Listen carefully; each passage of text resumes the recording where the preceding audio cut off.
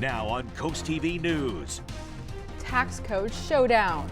General Assembly targets deficit with bill to break from federal changes. And restoring Dewey Beach, town plots rebuild after Aaron batters the coastline. It was a frosty start to our Friday. Temperatures are now in the 60s. We're seeing plenty of sunshine, tracking 70-degree temperatures, rain, and then a big cool down early next week. This is CoastTV News Midday.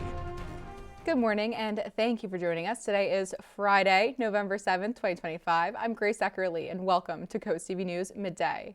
Starting off by taking a live look into Rehoboth Beach. And Chris, we made a quick turnaround from some frost on our cars early this morning to a beautiful and sunny day on the coast.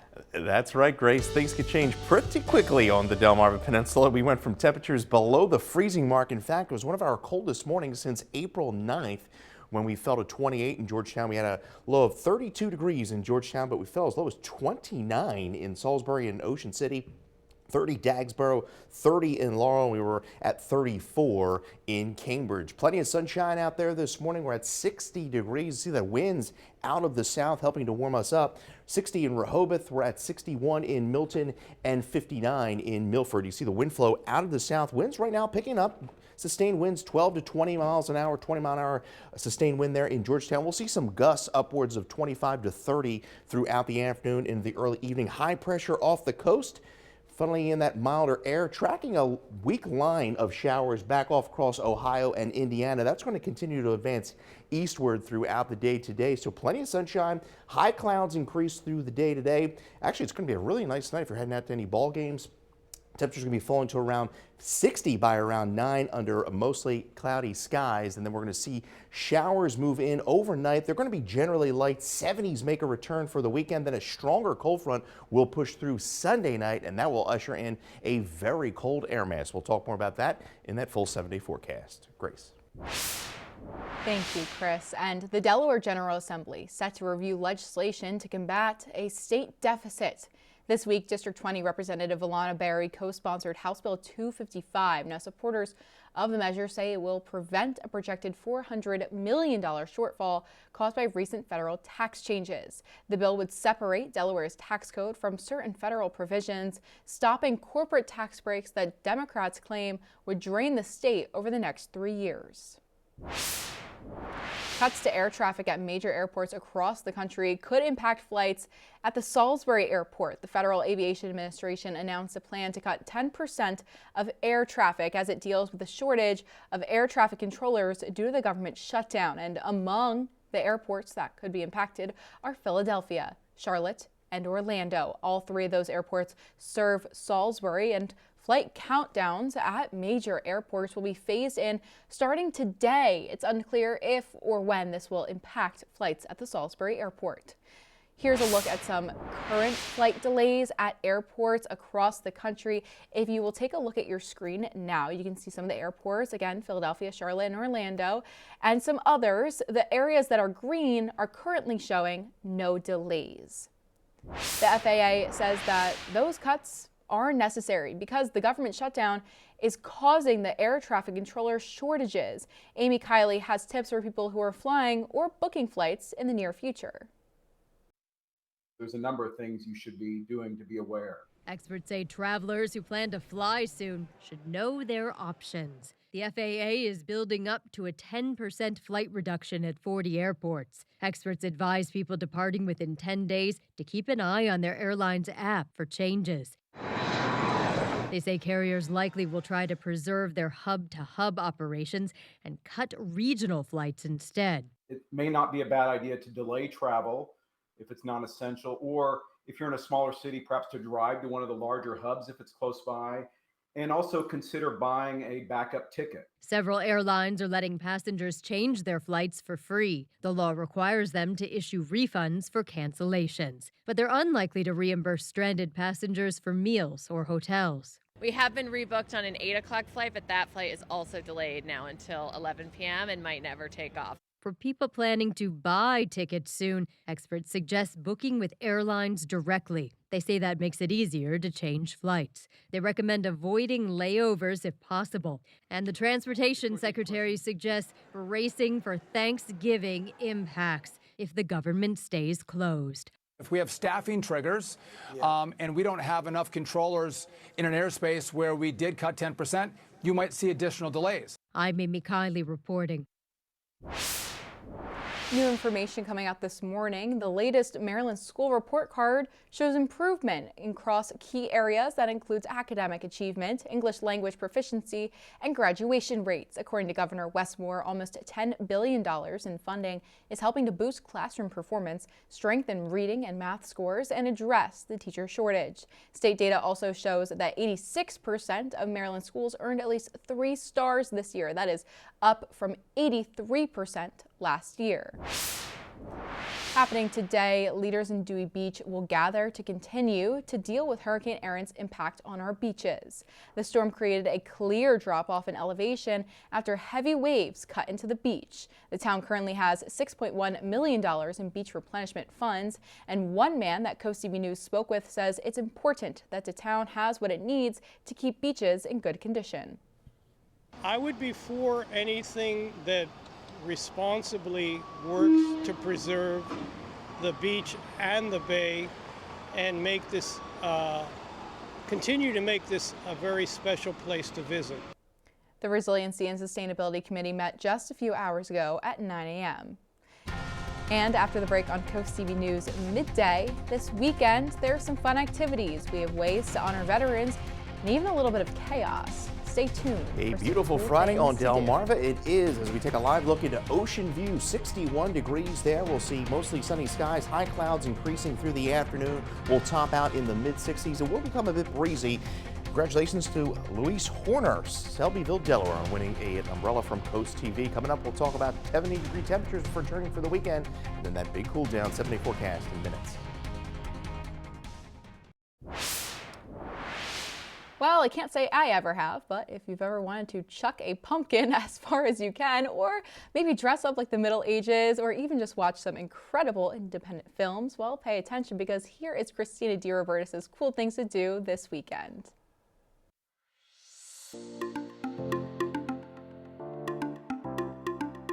Filmmakers and film lovers can head to the Cinema Art Theater all weekend long for the annual Rehoboth Beach International Film Festival. Attendees can enjoy more than 100 films, from global dramas to local documentaries, and don't worry, there's plenty of popcorn to go around. You're going to want in on this pumpkin throwing competition at Big Chill Surf Cantina in Rehoboth on Saturday. It's the 8th annual Sling and Squash. Whoever throws their pumpkin the farthest wins a $100 cash prize. It's the last weekend for the Delaware Renaissance Fair, and if you don't go now, you have to wait until next November for all the sword fighting and fire blowing. The Mare Institute, you might know, rescues adorable and vulnerable animals up and down the coast year-round. And on Saturday in Rehoboth Beach, Mare is hosting its annual Fin Raiser. You can enjoy food, music, and wine, all while supporting the Institute. And remember, Veterans Day is coming up on Tuesday, and this Sunday, the Rehoboth Concert Band is honoring our nation's heroes with Duty, Honor, Country, a tribute to veterans at 3 p.m. at Cape Henlopen High School. You can head over to CoastTV.com and click on Cool Things to Do for event details, tickets, and more.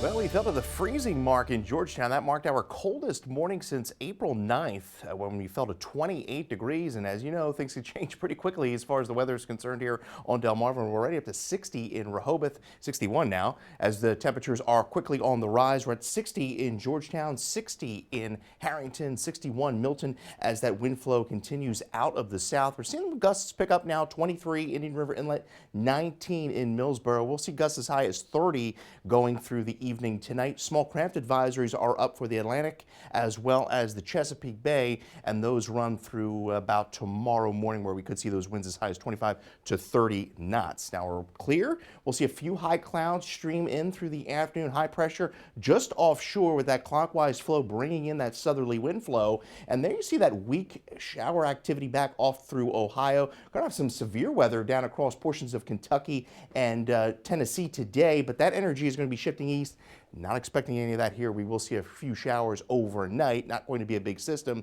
Stronger front does push through our area, and that won't arrive until Sunday afternoon through Sunday evening. So highs today generally between about 62 to 65 across the peninsula.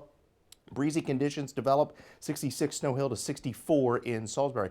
Well, the good news is if you're heading out to Friday night football this evening, it's not going to be that cold. We're going to see temperatures hovering in the upper 50s to right around 60 degrees. It will be a bit on the breezy side with the winds out of the south, gusting to upwards of 30 miles an hour through the evening. And overnight, those winds will relax in through the day on Saturday. So there's those high clouds rolling in through the evening. We stay dry. It's not until the wee hours of Saturday morning where we see that weak impulse of energy push over the area, and we'll see a few showers. Wake up tomorrow morning, especially along the coast, we could see a few clouds linger, but by the afternoon, it's really nice. Mostly sunny skies to partly cloudy as we get up to near 70 degrees. So Saturday, definitely the pick of the weekend. Sunday, we're looking more unsettled as that shower activity rolls in. Could see a few showers Sunday morning. Then as we go into the afternoon, a better chance early evening as that front pushes through. Can't even rule out a rumble of thunder, especially the southern portion of the peninsula.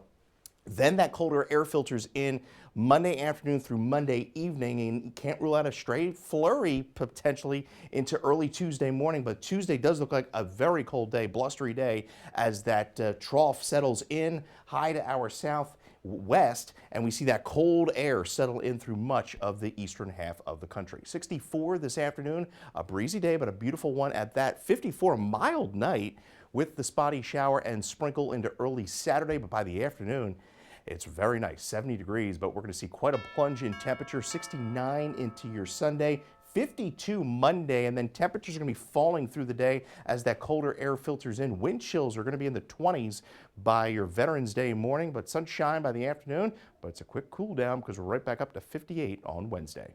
Grace.